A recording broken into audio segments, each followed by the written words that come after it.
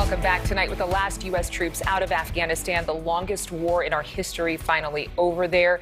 There's no precise number of American civilians still in the country. We know it's around a couple hundred for the Americans, nowhere near a precise estimate of Afghan interpreters, though, or contractors or other allies who want to get out. My next guest is an Afghan student studying right here in Chicago who has concerns about where his family is now. Kayhan, thanks for being with us. Thank you, Adrian. Thank you for having me. You've been here in the States for 4 years studying. That's correct. But you were born and raised in Kabul. 17 years, born and raised. So almost the entire time of when the U.S. Army, actually the U.S. military, was occupying Afghanistan, you grew up seeing American soldiers. What was life like for you as a child? Well, I grew up, I started out of school at just a typical public school. And then my dad had this dream of providing the best education for his kids, you know, every good father should have. And then he enrolled us to the International School of Kabul. And that was a school that was sponsored by Americans. Staff members and teachers there were Americans. And then I went there from 2nd grade up until 10th grade. Wow. And then that closed down because of threats from Taliban and ISIS. And so after that closed down, because I'd been studying in English in most of my life, I had to look for options over here. And so I started applying to schools. And then after 2 years of searching for schools and financial arguments with my parents about how am I going to make it here, a school in Wisconsin gave me a good scholarship. I was able to come over here, and I've been studying at Lake Forest College for the past 4 years. Well, congratulations to you for Thank you. continuing your studies. I'm sure your family's very proud. Have you been able to talk with them? Because they actually were able to get out on one of those flights from Kabul airport. From what I know. So okay. When Kabul fell, 2 Sundays ago, when Kabul fell, I've been in touch with my parents trying to figure out ways. Our first plan was to get them out of the country as soon as possible, no matter what happens. And our first plan was to get them in Pakistan, just a close neighboring country, just out of the borders and out of Taliban control. But my youngest brother, who also attended the same school I did, there was a family in Nebraska that said there's a small group of ISK students, International School of Kabul students, that are at the airport, and if you guys stick together, maybe the military will spot you.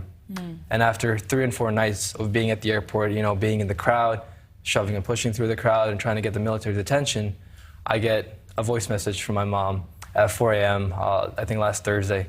And all she said was it was a short message, and she said that she was next to a plane that made it through the crowd and they were boarding. But I haven't heard from them since. Wow. But according to protocol, they should be in Germany right now. So what are your thoughts? I mean, how are you fearful? Are you worried? Are you, using your studies as a distraction from what could or might have happened? Well, I am anxious, but the fact that I got that voice message is reassurance. Yeah. I think the fact that they haven't been contacted might be a good thing. They might be through screening. They might be through some kind of background check or whatever process the refugees have at this point. So maybe they don't have access to Wi-Fi. But the only reassuring thing I have is that voice message that says that we're next to a plane and we're boarding. So I think they got out. I hope they got out, but I think they got out. When you heard about the blast, the suicide bomber who killed so many people there at the airport, what were your first thoughts? Well, the morning that I got the message from my mom, I was bawling and I was just crying. But then I hear about that, and then it gets me worried because it was literally 4 or 5 hours later, right, after I got the voice message, I hear about the explosions. And so I get chills all over my body, and I try and contact them and I can't contact them, but I still haven't been able to this day, but I just think they're out. Otherwise, I would have heard something. What about your other family that's there in Kabul that didn't get out? Well, all my extended family, they tried, but they're still there. As we know, yesterday or today at 3 p.m. was the last flight out of Kabul. I'm pretty sure there's still Americans there. There's still allies that have helped Americans that are still stuck there. So I don't know what other avenues they have to pursue to get out of Kabul, but their lives are in danger. They are in threat.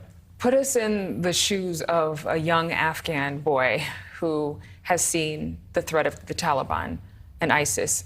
I'm really up close in terms of you and your family know that you had to get out or get to safety, have a better life.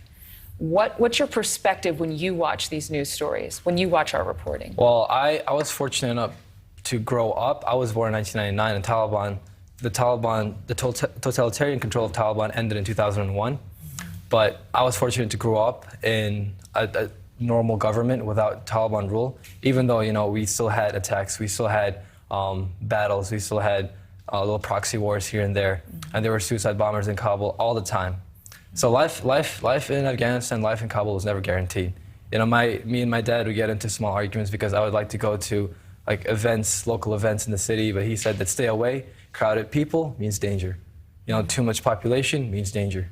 So life in Kabul, as just growing up, we just had to be aware of where we went.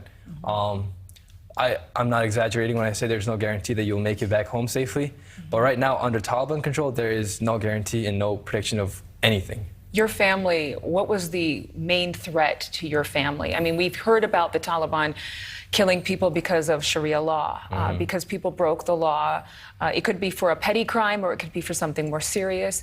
We've heard stories of women and how they've been treated there, as well as religious minorities. What was it that your family feared the most from groups like the Taliban? Well, my father, he translated for the International Red Cross during the Taliban regime. While the Red Cross was there, he was an interpreter, and he was affiliated with foreigners, and that's forbidden according to Taliban. That immediately means a death sentence. But even like other aspects of our life, like my father, like typically women in Afghanistan, the past 20 years have been revolutionary, but still women's rights are still not where they should be in Afghanistan. But yet my mom was an English teacher. You know, my dad was very open-minded, very liberal in thought. My mom was an English teacher, you know, and he didn't have like any negative thoughts about that. But now that the Taliban are there, because my mom teaches a foreign language, a language of the infidels, according to what they say, because I have taught at multiple educational centers, because my dad has been a translator. My dad just recently got unemployed of his interpreting job at the Afghan Independent Human Rights Commission, because what they stand for is human rights, and a big portion of that is women's rights. And women being equal is something the Taliban can't stand. It's against their thoughts, against their beliefs. Yeah, well, it sounds like they say they've changed, but from a lot of what we've heard. I think what they say right now is because the world has their eyes on them. I think after the cameras are gone, we will see history repeated what it was 20 years ago. Well, I hope your family doesn't see history repeated around it. I hope that they remain safe and that your entire family that's in, hopefully, Germany is safe as well. I hope so too. I'm happy for my family, and we can only pray for the others at this point. Yes. Thank you, Adrian. Thank you, Kayhan, for being with us. Thanks for making the time.